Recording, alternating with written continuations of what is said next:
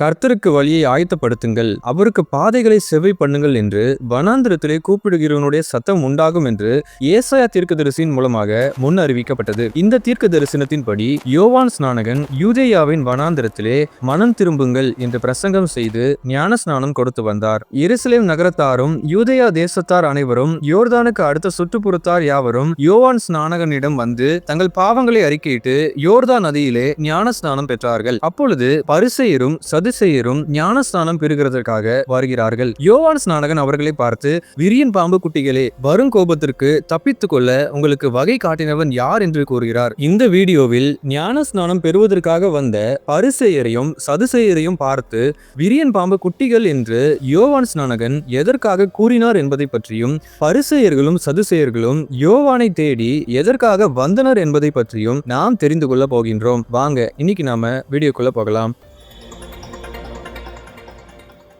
பரிசேயர்கள் என்பவர்கள் யூதர்களுடைய சமயத்தை சார்ந்த ஒரு வகையான மதக்குழுவினர். இவர்கள் நியாயப்பிரமாணத்தில் பற்றுமிக்கவர்களாகவும் வாய்மொழி பாரம்பரியத்தை பின்பற்றுகிறவர்களாகவும் காணப்பட்டார்கள். பரிசேயர்கள் என்கிற வார்த்தைக்கு பிரிவினைவாதிகள் அல்லது பிரித்தெடுக்கப்பட்டவர்கள் என்று அர்த்தம். வெளியே பார்க்கும் பொழுது பரிசுத்தமாக காட்சியளித்தாலும் இவர்கள் உள்ளான நிலைமையில் ஊழல் புரிகிறவர்களாக இருந்தார்கள். இயேசு கிறிஸ்துவும் கூட இவர்களை பார்த்து அநேக நேரங்களில் மாய்மாலக்காரர்கள் என்று கூறியிருக்கிறார். இவர்களுடைய சொல்லும் செயலும் மாறுபட்டவைகளாகவே இருந்தது. சொல்வது ஒன்று, செய்வது ஒன்று. மேலும் பரிசேயர்கள் ஓய்வு நாள் சட்டத்தை தவறாமல் பின்பற்றி வந்தார்கள்.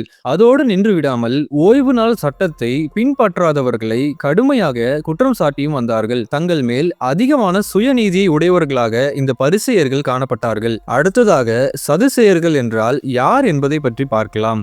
இந்த சதுசேயர்கள் சமுதாயத்தில் மேன்மை பொருந்தின மக்களாக கருதப்பட்டார்கள். இந்த சதுசேயர்கள் சரீர உயிர்த்தெழுதல், தேவதூதர்கள், ஆத்மாவின் அழிவற்ற தன்மை மற்றும் நித்திய ஆக்கினை தீர்ப்பின் மீது நம்பிக்கையற்றவர்களாக காணப்பட்டார்கள். மேலும் சதுசேயர்கள் ஆசாரியனாகிய சாதோக் என்பவருடைய வம்ச வழியில் வந்தவர்கள் என்று சொல்லப்படுகிறது. பரிசேயர்களும் சதுசேயர்களும் யோவானை தேடி வருவதற்கு என்ன காரணம் என்பதை பற்றி பார்க்கலாம். முதலாவதாக மேற்பார்வை செய்வதற்காக இவர்கள் வந்திருக்கலாம். இந்த பரிசேயர்கள் வேதத்தின் முதல் 5 ஆகமங்களை விளக்கக்கூடிய நபர்களாக இருந்தார்கள். யூதர்கள் இந்த பரிசேயர்கள் கொடுக்கக்கூடிய விளக்கங்களை தான் நம்பி வந்தார்கள். அதே நேரத்தில் யோவான் ஸ்நானகன் யூதேயாவில் பிரசங்கம் செய்து திரளான மக்களை ஈர்த்து வந்தார். இப்படிப்பட்ட ஒரு எழுச்சி தங்களுடைய மத அதிகாரத்திற்கு ஒரு அச்சுறுத்தலாகவோ தீங்கு விளைவிக்கக்கூடியதாகவோ தங்களுடைய அதிகாரத்தை பிடுங்கக்கூடிய செயலாகவோ இருக்கும் என்று இவர்கள் கருதினதின் காரணமாக யோவானை நோக்கி இவர்கள் வந்திருக்கலாம். இரண்டாவதாக மேசியாவின் வருகையை குறித்த எதிர்பார்ப்புகளின் காரணமாக இந்த பரிசேயர்களும் சதுசேயர்களும் யோவானை தேடி வந்திருக்கலாம். யோவான் 1ஆம் அதிகாரம் 19ஆம் வசனத்தில் எருசலேமில் இருந்து ஆசாரியர்களும் லேவியர்களும் வந்து யோவானை பற்றி விசாரிப்பதை பார்க்க முடியும். யோவானை நோக்கி, நீர் கிறிஸ்துவா, எலியாவா, தீர்க்கதரிசியா என்று பல கேள்விகளை கேட்கிறார்கள். அதே போலவே பரிசேயர்களும் சதுசேயர்களும் யோவான் ஸ்நானகனிடம் மேசியாவின் வருகையை பற்றிய செய்திகளை அறிந்து கொள்வதற்கு வந்திருக்கலாம். மூன்றாவதாக யோவானின் அதிகாரத்தை ஆய்வு செய்வதற்காக இந்த பரிசேயர்களும் சதுசேயர்களும் அந்த இடத்திற்கு வந்திருக்கலாம்.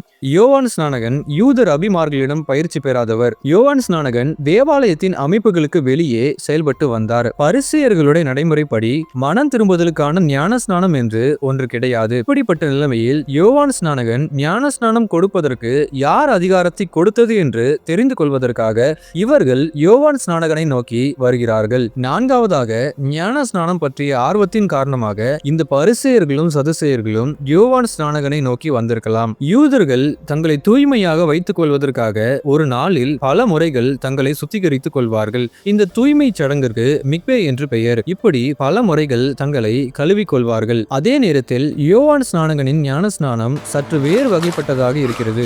இது ஒரே ஒரு முறை கொடுக்கப்படுகிறது. மனம் திரும்புதலோடு இணைக்கப்பட்ட காரியமாக இருக்கிறது. நியாய தீர்ப்பிற்கு ஆயத்தப்படும் செயலாக இது காணப்படுகிறது. ஐந்தாவதாக பரிசேயர்களும் சதுசேயர்களும் தங்களுடைய மாய்மாலத்தின் காரணமாக யோவானை நோக்கி வருகிறார்கள். திரளான ஜனங்கள் யோவானின் பிரசங்கத்தை கேட்டு தங்களுடைய பாவங்களை அறிக்கையிட்டு யோர்தான் நதியில் ஞான ஸ்நானம் பெறுகிறார்கள். இப்படி மக்களின் நம்பிக்கையை பெற்ற யோவானை இந்த மத தலைவர்களால் புறக்கணிக்க முடியாது. அவரை ஏற்றுக்கொள்ளாமல் இருக்க முடியாது. அப்படி ஏற்றுக்கொள்ளாவிட்டால் அவர்கள் மக்களின் கோபத்திற்கு ஆளாவார்கள். அதனால் தாங்களும் யோவானை ஏற்றுக்கொள்வதை போல இவர்கள் நடிக்கிறார்கள். யோவானை நோக்கி வருகிறார்கள். ஆறாவதாக, அரசியல் பதற்றத்தின் காரணமாக யோவானை நோக்கி பரிசேயர்களும் சதுசேயர்களும் வருகிறார்கள். வனாந்திரத்தில் பெரிய கூட்டங்களை கூட்டுவது ரோமர்களுக்கு கவலையை ஏற்படுத்தியது. இப்படி கலகத்தை தூண்டக்கூடிய இயக்கங்களை மத தலைவர்கள் கண்காணித்து வந்தார்கள்.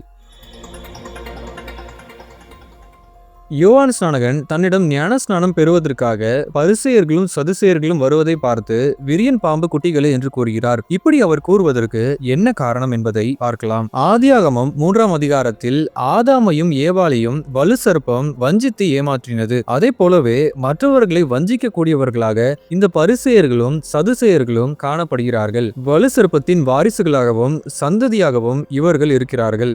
ஆதியாகமம் 3ஆம் அதிகாரத்தில் நாம் பார்ப்பது போலவே இரு வகையான சந்ததிகள் இருக்கிறது. ஒன்று ஸ்திரீயின் வித்தாகிய கிறிஸ்துவின் சந்ததி, மற்றொன்று பிசாசின் சந்ததி. யோவான் ஸ்நானகன் விரியன் பாம்பு குட்டிகளே என்று சொல்லும் போது அது அந்த பரிசேயர்களுடைய இயல்பை தான் காட்டுகிறது. வெளியே பார்க்கும் பொழுது பக்தி வேஷமும் உள்ளே பார்க்கும் பொழுது கொடுமையான விஷமும் தான் இவர்களுடைய தன்மையாக இருந்தது. சர்ப்பத்தின் விஷத்திற்கு ஒப்பான விஷம் அவர்களில் இருக்கிறது என்று சங்கீதம் 58ஆம் அதிகாரம் 4ஆம் வசனமும் உறுதி செய்கிறது. மேலும் இந்த பரிசேயர்களும் சதுசேயர்களும் மறைந்து அச்சுறுத்தலாகவே இருந்தார்கள். இவர்கள் தங்களை சூழலோடு சூழலாக மறைத்துக் கொள்வார்கள். இவர்களை வெளியே இருந்து பார்ப்பதற்கு தீங்கற்றவர்கள் போலதான் தெரியும். ஆனால் எதிர்பாராத நேரத்தில் தாக்குகின்றவர்களாகவும் சத்தம் இல்லாமல் விஷத்தை பாய்ச்சுகிறவர்களாகவும் இவர்கள் காணப்படுகிறார்கள். அது மட்டுமல்லாமல் யோவான் ஸ்நானகன் யூதேயாவின் வனாந்தரத்திலே கர்த்தருடைய வார்த்தைகளை பிரசங்கம் செய்து வருகிறார். இந்த யோவான் ஸ்நானகன் இருந்த யூதேயா பாலைவனத்திலே விரியன் பாம்புகள் சர்வ சாதாரணமாக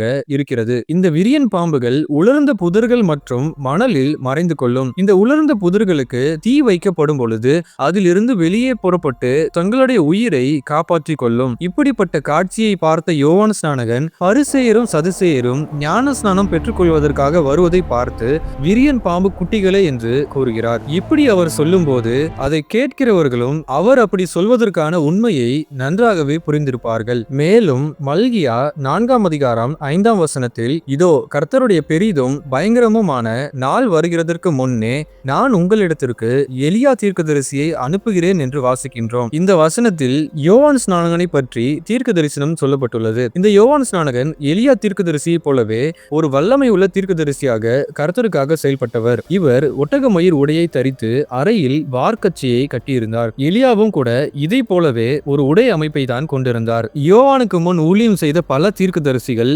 தேசங்களையும் அதை ஆள்கிற தலைவர்களையும் துன்மார்க்கரையும் கண்டிப்பதற்காக மிருகங்களை உருவகங்களாக பயன்படுத்தி இருக்கிறார்கள். இந்த தீர்க்க தரிசன மரபை பின்பற்றி யோவானும் கூட விரியன் பாம்பு குட்டிகளே என்று கூறுகிறார். உதாரணமாக பிரபுக்கள் இறை கவுகிற ஓநாய்கள் என்று எசேக்கியேல் 22ஆம் அதிகாரம் 27ஆம் வசனத்தில் பார்க்கின்றோம். அது மட்டுமல்லாமல் யோவான் ஸ்நானகன் ஆசாரிய குடும்ப பின்னணியை உடையவராக இருக்கிறார். இவருடைய தந்தையாகிய சகரியா ஆலயத்தில் ஆசாரியனாக இருக்கிறவர். அதன் காரணமாக இந்த பரிசேயர்கள் மற்றும் சதுசேயர்களின் மாய்மாலத்தை இந்த யோவான் ஸ்நானகன் நன்றாக அறிந்திருப்பார். அதனால்தான் விரியன் பாம்பு குட்டிகளே என்று கூறி உண்மையாக மனம் திரும்புமாறு அவர்களை வலியுறுத்துகிறார். உடன்படிக்கையின் சலுகைகள் அவர்களுக்கு பாதுகாப்பையோ உத்தரவாதத்தையோ தராது என்றும் மேலோட்டமான பங்கேற்பும் மத அடையாளங்களும் பயனற்றது என்றும் நிரூபிக்கிறார். இந்த வீடியோவில் நீங்கள் பார்த்து கற்றுக்கொண்ட காரியங்கள் உங்கள் ஆவிக்குரிய வாழ்க்கைக்கு மிகவும் உபயோகமாக இருந்திருக்கும் என்று கர்த்தருக்குள் விசுவாசிக்கின்றோம். நம்முடைய சேனலையும் இந்த வீடியோவையும் உங்கள் நண்பர்களுக்கு அறிமுகப்படுத்துங்கள். ஆண்டவர் தாமே